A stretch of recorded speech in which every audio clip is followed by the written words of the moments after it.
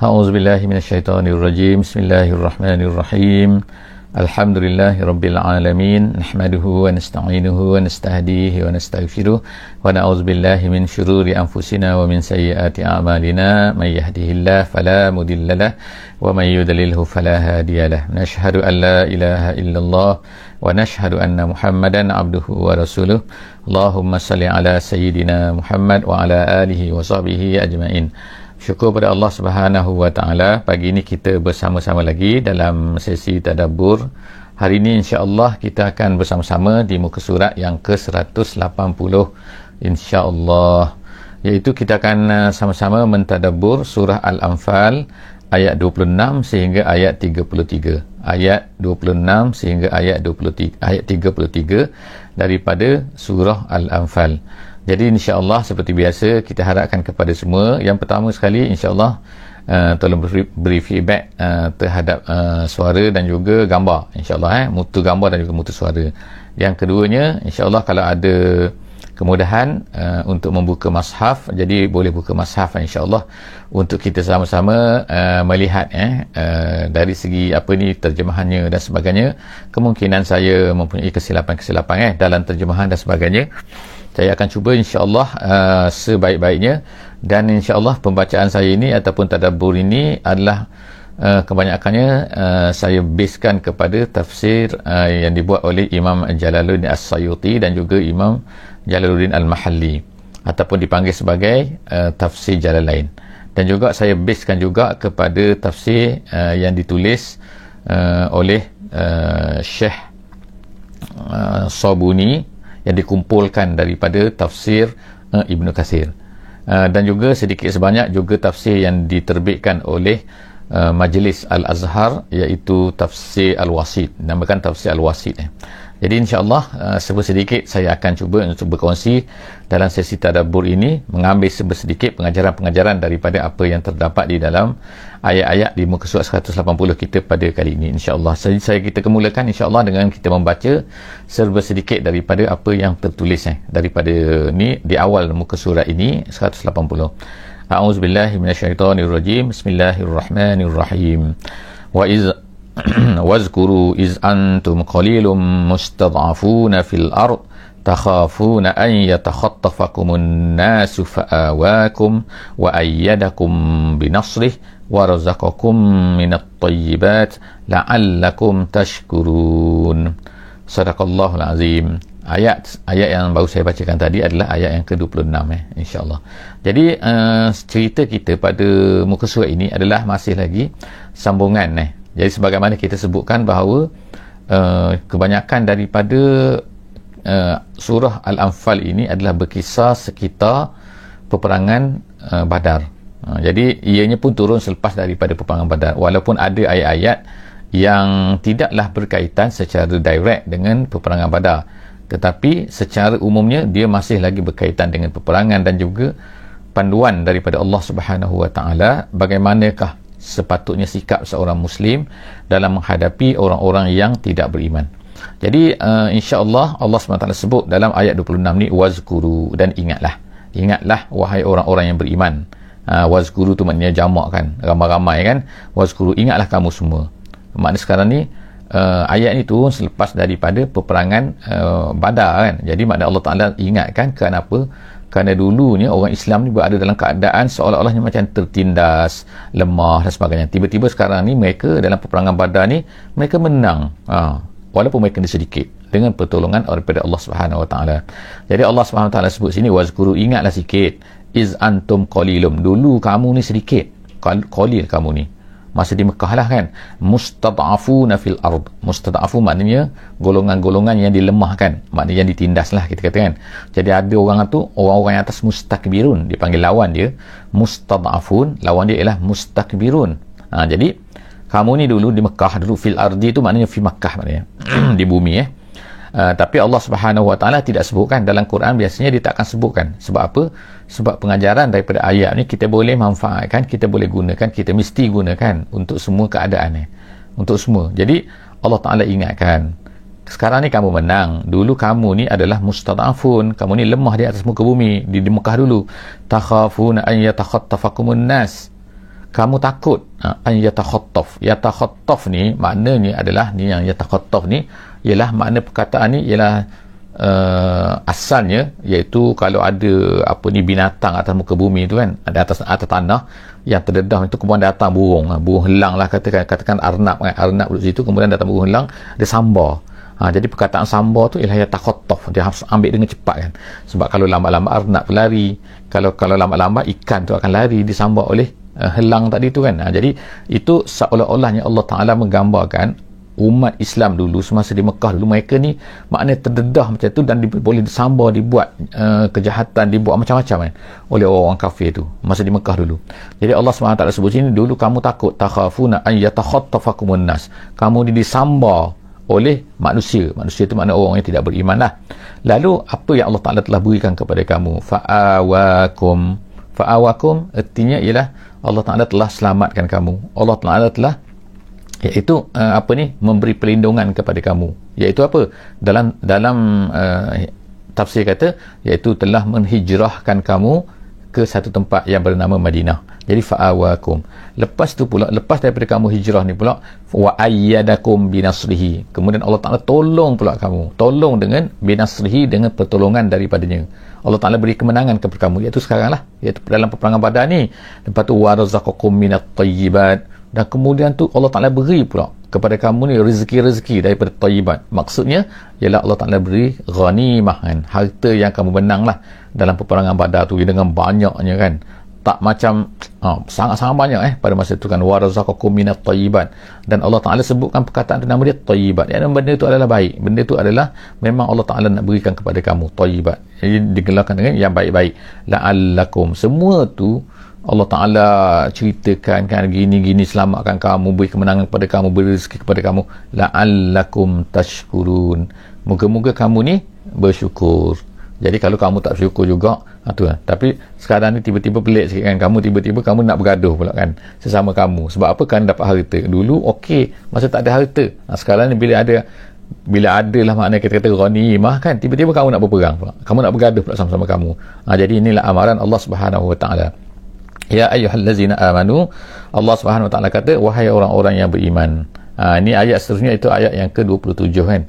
Allah Subhanahu Wa Ta'ala kata, wahai orang yang beriman, wahai orang yang beriman. Apa dia? Allah Ta'ala kata, la takhunullaha war rasul.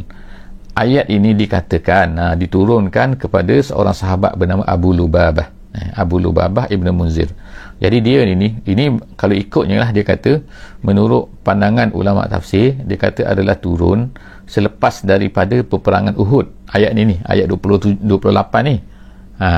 Ini pandangan ulama kan, tapi tak apa kan, kita tengok kan, ulama kata dia turun selepas daripada peperangan Uhud. Lepas daripada peperangan Uhud ini, minta maaf lepas daripada peperangan Ahzab, bukan Uhud, lepas daripada peperangan Ahzab ini, Nabi SAW telah menghantar Abu Lubabah ini kepada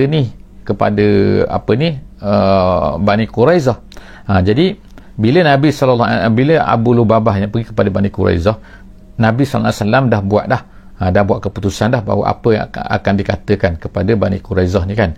Tapi bila dia pergi kepada Bani Quraizah ni kan, jadi Bani Quraizah ni tanya kepada dia ni kan, apa yang akan dibuat oleh Muhammad kepada kami semua. Jadi dibuat isyarat macam ni. Isyarat macam ni maknanya mati lah tu kan, kena bunuh lah kan. Kamu semua, sebab apa? Mereka ni telah membuat satu perkara yang sangat tidak patutlah semasa peperangan Ahzab tu. Nantilah kita akan baca kan, insya-Allah kan, dalam tafsir surah Ahzab, dan juga adalah akan disebutkan oleh Allah SWT, iaitu kalau kita insya-Allah, sebab itulah cantik saya rasa kalau kita ni dapat mempelajari sirah kan, di samping kita belajar dengan tadabbur ayat Quran ni, kalau kita boleh belajar sirah sangat cantik. Sebab apa? Dia akan menggabungkan di antara sirah. Sebab sirah ni akan memahamkan kita lagi kan, banyak daripada ayat Quran ni. Bila kita faham sirah, kita akan lebih faham lagi ayat Quran ni. Jadi jadi Allah Subhanahu Wa Ta'ala berkatalah, turunlah ayat ni kan, iaitu apabila dia memberi isyarat tu kan, bahawa kamu semua ni akan dibunuh, maka itu adalah merupakan satu pengkhianatan. Kenapa? Nabi SAW larang dia, jangan beritahu dulu kepada Bani Quraizah ni kan tentang kena bunuh. Dia buat macam tu Abu Lubabah ni, kenapa? Kerana dia ni dia ada keluarga di situ, dalam Bani Quraizah tu, dan juga dia ada harta dia di situ. Jadi sebab itulah dia buat macam tu. Jadi Allah SWT kata, wahai orang yang beriman, la takhunullah war rasul wa takhunu amanatikum, dan juga lepas daripada itu kamu khianat pula kepada amanah-amanah kamu. Jadi amanah kamu tu tak kira lah dalam masalah agama ke, dalam masalah harta ke, dalam masalah apa, tak boleh. Jadi Allah SWT ni beri amaran ni, wahai orang beriman, jangan buat macam tu, jangan kamu mengkhianati amanah yang telah diberikan oleh Allah SWT kepada kamu, dan juga amanah. Jadi kalau kita ikutlah ayat ni, sebenarnya adalah general, walaupun sebab dia khusus, tapi pengajaran dia adalah sangat general, iaitu apa-apa pun kita tak boleh mengkhianati, tak boleh mengkhianati apa yang telah diberikan oleh Allah SWT kepada kita. Jadi antaranya apa khianati itu? Antaranya Allah Ta'ala beri amanah Quran kepada kita, Allah Ta'ala beri amanah kefahaman agama kepada kita. Kita dapat Islam, bila kita dapat Islam, itu juga amanah. Anak-anak juga adalah amanah. Jadi semua benda tu adalah amanah, banyak benda adalah amanah kan. Kita kata amanah adalah semua pemberian Allah SWT kepada kita. Yang paling top sekali pemberian ialah agama. Jadi oleh kerana itulah jangan mengkhianati agama. Mengkhianati agama tu maksudnya buat tak endah kepada agama, buat dono kepada agama, buat sambil lewa pada agama. Tapi kalau perkara lain kita jaga, perkara agama kita tak berapa jaga. Jadi Allah SWT ni secara umumnya la takhunullah, jangan kamu mengkhianati Allah, jangan kamu mengkhianati Rasul, dan jangan kamu mengkhianati amanah-amanah yang diberikan oleh manusia kepada kamu. Wa antum ta'lamun, sedangkan kamu tahu bahawa benda itu adalah salah. Biasanya orang akan tahu kan, orang kata pecah amanah dan sebagainya, itu maknanya orang dia tahu bahawa itu salah kan tak? Kalau tak sengaja dia tak tahu, itu cerita lain. Ni sekarang sengaja kan. Jadi sebab itulah Allah Ta'ala beri amaran kepada sini kepada orang beriman, jangan pecah amanah, jangan langgar amanah, jangan membuat satu benda yang terutama sekali, yang paling utama ialah amanah daripada Allah Subhanahu Wa Ta'ala. Seterusnya, wa'lamu annama amwalukum wa auladukum. Tengok kan, Allah SWT beri amaran kan, ketahuilah. Sebab apa tadi? Abu Lubabah tadi tu, dia tu buat macam tu kan apa? Kerana dia ada harta dia, kerana dia ada anak-anak dia, kerana ada family dia di sana, di Bani Quraizah. Jadi sebab tu dia kata, Allah Ta'ala bagi amaran, ketahuilah sesungguhnya annama amwal kamu, harta kamu, wa aulad kamu, dan juga anak-anak kamu, fitnah. Fitnah sini maknanya cubaan, maksudnya kan. Cubaan apa? Kemungkinan dia akan menghalang kamu daripada perkara-perkara akhirat. Jadi ingat maknanya kadang-kadang family kita, harta kita kadang-kadang tu bukannya membawa kita kepada akhirat, membawa kita kepada Islam, tapi kadang-kadang tu dia menghalang pula daripada Islam, menyebabkan kita ni kan terhalang daripada nak melakukan benda-benda yang baik dalam Islam kan. Jadi oleh kerana itulah Allah Ta'ala bagi amaran bahawa innama, sesungguhnya kan, amwalukum wa auladukum fitnah, cubaan daripada Allah Subhanahu Wa Ta'ala. Fitnah itu maksudnya cubaan, bukannya fitnah tu makna fitnah dalam bahasa Melayu kan. Kemudian wa annallaha 'indahu ajrun azim. Allah Ta'ala kata di sisi Allah tu ada pahala yang besar. Maknanya kalau kamu tu terhalang daripada melakukan kebaikan kerana harta dan juga kerana anak-anak kamu, maka ingatlah Allah Ta'ala tu ada pahala yang besar di sisi dia, pahala, ganjaran semua. Maknanya kalau kamu ikut anak-anak kamu, ikut harta-harta kamu, nescaya jaga-jaga kan tak, menyebabkan kamu ni tak dapat pahala daripada Allah Subhanahu Wa Ta'ala, sedangkan pahala Allah Subhanahu Wa Ta'ala itu lebih besar. Kemudian, ya ayyuhallazina amanu in tattaqullaha yaj'al lakum furqana. Ayat seterusnya ialah ayat 29 minta maaf tak teralih tadi. Wahai orang yang beriman, kalau kamu ni bertakwa kepada Allah. Allah Ta'ala kata sekarang ni ayat yang ayat yang ke-29 kalau kamu ni bertakwa kepada Allah, wahai orang beriman, kalau kamu bertakwa kepada Allah, yaj'al lakum furqana, Allah Ta'ala akan menjadikan untuk kamu furqan. Furqan, jadi furqan sini maknanya lah pembeda. Apa? Jadi bagaimana kata pembeda ni? Iaitu macam-macam lah yang diberikan oleh ulama tafsir mengenai ayat ini. Iaitu apakah yang Allah Ta'ala beri kepada kita kalau kita ni bertakwa. Dia kata sini ialah furqan. Maksud furqan ni, majoriti ulama kata furqan ni makna seseorang tu bila dia bertakwa, Allah Ta'ala bagi dia ni ada rasa bahawa benda ni adalah buruk, benda ni adalah baik kan. Kadang-kadang kita tak nampak, kadang-kadang benda tu kesamaran, benda tu syubhat dan sebagainya kan, tapi Allah Ta'ala jadi beri nampak. oh ni baik, ni buruk, ni buruk. Sebab itulah maknanya takwa ni dia boleh bantu, dia boleh push kita kan, dia boleh menjadikan kita ni macam-macam. Allah Ta'ala beri kepada kita. Sebab itulah kita ni kena usaha daripada kita dulu. Wahai orang beriman, beriman kamu, kemudian bertakwa, kamu bertakwa. Bila kamu takwa, usaha daripada kita kan. Bila takwa tu di mana? Nabi kata hahuna, di sini kan. Jadi bila ada takwa dalam hati kita, Allah Ta'ala akan bagi kita nampak dengan anggota kita, nampak yang baik dan yang buruk, nampak yang baik kan. Sebab kadang-kadang kena samaran kan. Kemudian dia kata, dan yang kedua, Allah Ta'ala janji yukaffir ankum sayyiatikum. Allah Ta'ala akan hapuskan dosa-dosa kita kan. Ankum sayyiatikum. Sayyiat, kejahatan-kejahatan yang kita lakukan, Allah Ta'ala hapuskan daripada kita, yukaffir.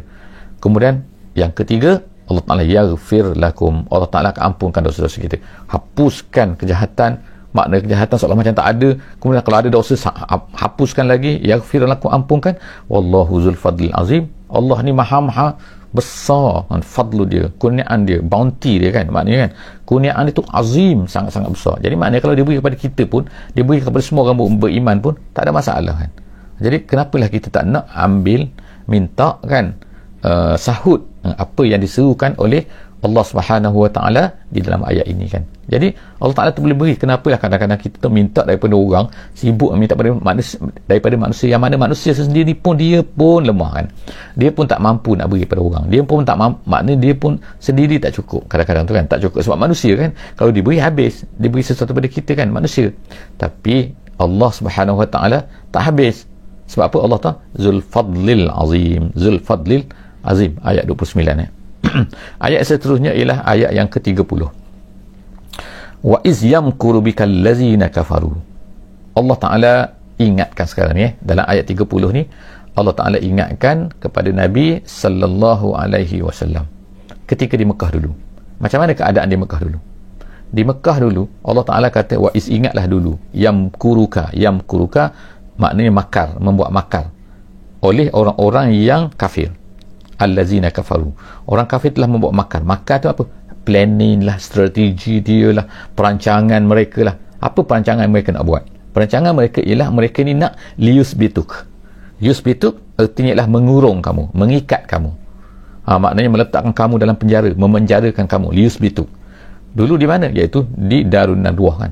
Orang Arab Quraisy, orang Arab kafir musyrik di Mekah ni, mereka meeting di Darun Nadwah, tempat pemusyawaratan mereka lah konon-kononnya kan. Jadi mereka musyawarat nak buat apa? Nak buat jahat pada Nabi. Nak buat jahat macam mana? Mereka plan lah nak kurung Nabi, nak ikat Nabi, lius bituk, ataupun yaktuluk, ataupun nak bunuh Nabi, atau Allah Ta'ala kata yukhrijuk, mengeluarkan kamu, maknanya menghalau kamu daripada ni lah kan, daripada kita nak kata tempat ni lah kan, daripada Mekah tu, Mekah Al-Mukarramah. Jadi itulah yang apa kita kata mereka plan. Jadi plan-plan mereka tu plan-plan mereka yang mereka nak buat tu Allah SWT kata mereka telah rancang. Jadi ingat kamu. Jadi Allah Ta'ala ingatkan balik kan kepada Nabi SAW apa yang telah diplankan oleh orang kafir. Tapi Allah Ta'ala kata wayamkurun. Allah Ta'ala kata wayamkurun. Mereka tu plan, tapi mereka ingat Allah Ta'ala tak ada perancangan dia. Ada. Allah Ta'ala dah ada dah kan.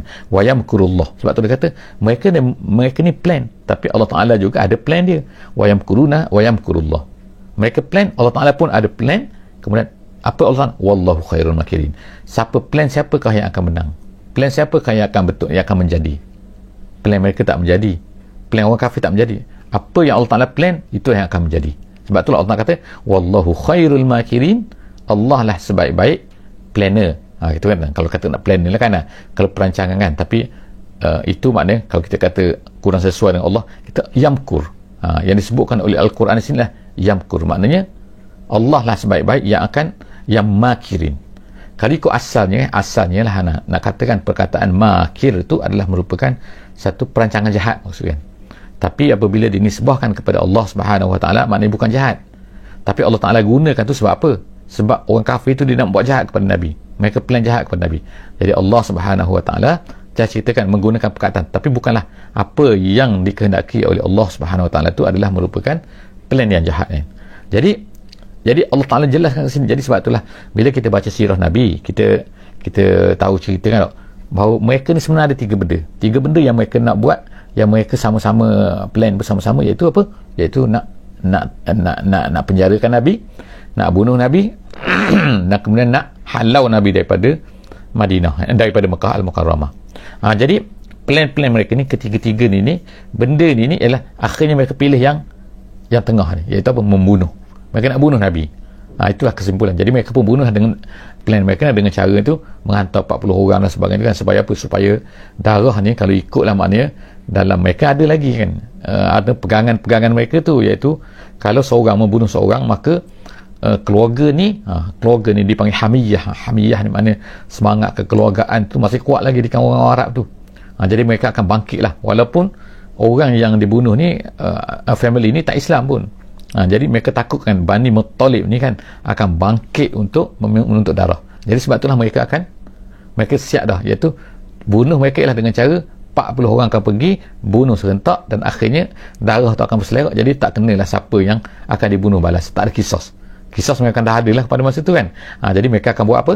Akan guna bayar diat. Jadi diat tu mereka akan share lah sama-sama, konon-kononnya lah. Itu plan mereka.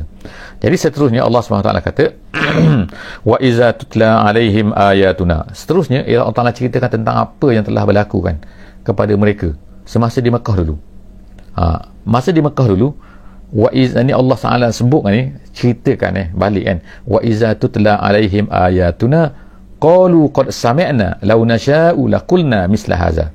Ini antara cara jahat orang musyrik di Mekah ni, iaitu apabila Nabi membacakan kepada mereka ni ayat-ayat, wa iza tutla, apabila dibacakan ke atas mereka ayatuna, iaitu Quran. Ayatuna tu maknanya Quran apabila dibacakan, qalu, mereka berkata. Mereka kata apa? Mereka ni maknanya ketua-ketua mereka lah kan. Tapi yang mengetuai ni buat perkara ni ialah ada seorang tu bernama An-Nadh bin Al-Haris. An-Nadh bin Al-Haris, dia telah pergi ke Hirah. Hirah ni satu tempat lah di Iraq tu. Kemudian dia pergi ke sana, kemudian dia telah beli buku-buku lah kan, buku-buku zaman dulu lah kan, macam mana. Tapi dalam tu ada cerita-cerita tentang zaman dahulu kan, cerita-cerita orang-orang Parsi, cerita-cerita tentang kisah-kisah lah kan. Jadi dia bawa balik. Dia pun kata apa? Dia kata Muhammad baca ayat dia, entah betul-betul tu, entah betul apa dia. Aku pun ada juga, dia kata.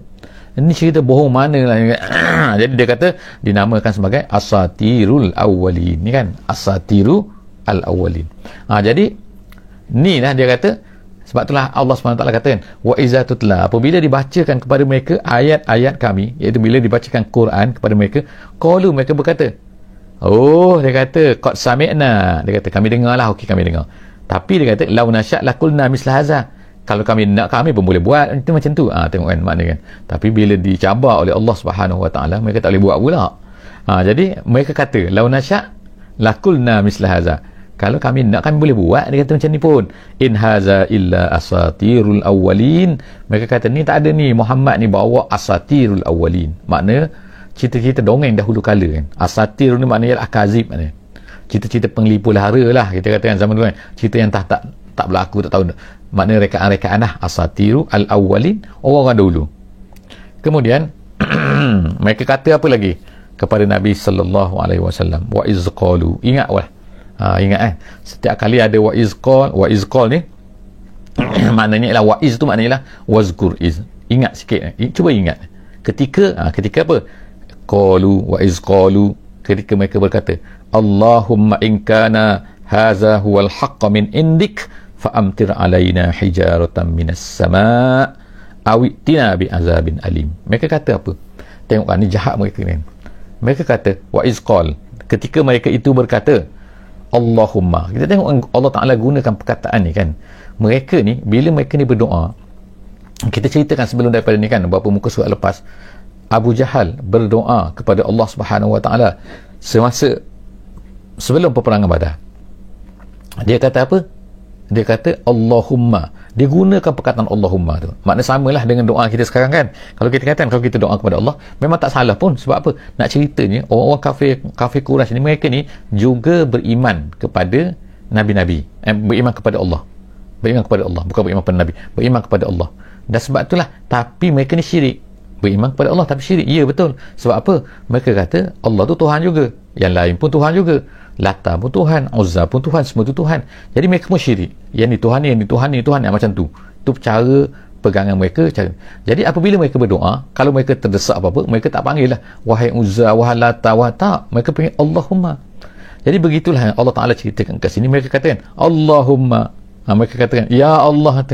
Kalau lah ini betul, dia kata dia kata inkana haza huwal haqq. Kalau betul, dia kata min indik, daripada kamu ya Allah, fa'amtir alaina hijaratan minas sama. Tolong, tengok dia kata, tolong hujankan, wa amtir, hujankan kepada kami di atas, daripada langit. Dia kata apa? Hijarah tu batu, turunkan batu, hujan batu lah daripada langit ni. Tengok kan permintaan mereka, nak konon-konon nak minta bala lah kan. Kalau lah betul, kata kau cuba kau turunkan ya Allah, turunkan bala sikit. Tengok berlaku tak berlakulah bala tu kan, yang mereka minta tu kan. Mereka minta apa lagi? Awitina bi azabin alim, ataupun bawalah kepada kami dengan azab yang pedih. Ayat yang dahsyat ni. Jadi tengok kan, permintaan mereka tu kepada Allah SWT, satunya menggunakan nama Allah. Jadi seolah-olah kemudian tu mengatakan bahawa Muhammad ni penipu, dan kemudian nak beritahu, tunjukkan kepada orang ramai, tengok kami dah minta kepada Allah, Allah tak turunkan pun, tak turunkan hujan batu pun, tak turunkan azab pun, sebagaimana yang Muhammad cakap. Maknanya apa nak kata? Muhammad tu penipu, Muhammad tu bohong. Dia kata dia ni bawa Quran daripada Allah lah, gini-gini. Tak ada pun, bohong je, gitu kan. Jadi seterusnya Allah SWT kata apa? Ni kaedah ayat yang ke-33 kan. Allah Ta'ala kata ni adalah kaedahnya, konsepnya kan, yang Allah Ta'ala jadikan special kepada umat Nabi Muhammad sallallahu alaihi wasallam, iaitu apa? Apa-apa yang kalau umat-umat sebelum daripada Nabi Muhammad, Allah Ta'ala akan turunkan balas, menghancurkan orang-orang yang menentang tu. Tak kira kan umat Nabi Nuh ke, umat Nabi Hud ke, umat Nabi Saleh ke, umat Nabi Lut ke, mereka dihancurkan oleh Allah Subhanahu Wa Ta'ala. Tapi umat Nabi Muhammad dia ada special sikit. Allah Ta'ala tak jadikan hukuman itu, hukuman begitu kan. Tapi apa yang Allah Ta'ala sebutkan ni, kita tengok ini konsep dia, iaitu kan, wa ma kana Allah liyu'azzibahum. Allah Subhanahu Wa Ta'ala tidak akan mengazabkan mereka. Mereka itu ialah orang-orang yang menentang Nabi-Nabi, menentang tu. Wa anta fihim, Allah Ta'ala kata, wa anta fihim, dalam keadaan itu hal tu, kamu berada pada mereka. Nabi dulu berada di Mekah kan. Jadi Allah Ta'ala tak akan turunkan azab kepada orang Mekah. Kenapa? Kalau Allah Subhanahu Wa Ta'ala nak turunkan azab kepada satu-satu tempat tu, Allah Ta'ala akan keluarkan Nabi tu daripada situ dulu kan. Sebab tu kita tengok Nabi Lut alaihi salam, Allah Ta'ala suruh dia keluarkan, beritahu, malaikat tu memberitahu kepada dia, kamu keluar sebelum daripada naiknya matahari. Sebab apa? Sebab bila kamu keluar saja daripada tempat tu, maka Allah Ta'ala pun akan hancurkan kaum Sodom, sebagaimana yang telah kita baca kan sebelum daripada ni. Jadi Allah Subhanahu Wa Ta'ala sebut sini kaedahnya, iaitu apa? Allah Subhanahu Wa Ta'ala tidak akan wa ma kana Allahu liyu'azzibahum, Allah Ta'ala tak akan mengazab mereka tu wa anta fihim, selama mana kamu berada di situ. Jadi bila kamu dah tak ada di situ, maka berlaku pembadak, maka Allah Ta'ala pun hancurlah kepala-kepala Quraisy itu. Jadi wa ma kana Allahu mu'azzibahum. Dan kemudian yang kedua Allah Ta'ala kata wa ma kana Allahu mu'azzibahum, Allah Subhanahu Wa Ta'ala tidak akan mengazabkan mereka, wa hum yastaghfirun, mereka ini mengucapkan istighfar, selama mana mereka ni mengucapkan istighfar. Jadi kita sekarang ni, kita ni Nabi dah tak ada pada kita kan, tetapi yang ada bersama, yang boleh kita buat sekarang ialah untuk mengelakkan azab Allah Subhanahu Wa Ta'ala, ialah dengan kita ni beristighfar kepada Allah Subhanahu Wa Ta'ala. Allahumma ighfir lana jami'an, ya Allah ampunlah kami semua ya Allah, moga-moga kita ni akan terlepas, tidak akan diturunkan azab dan daripada Allah Subhanahu Wa Ta'ala. Jadi setakat itulah saja insya-Allah apa yang dapat kita bersama-sama pada pagi ini.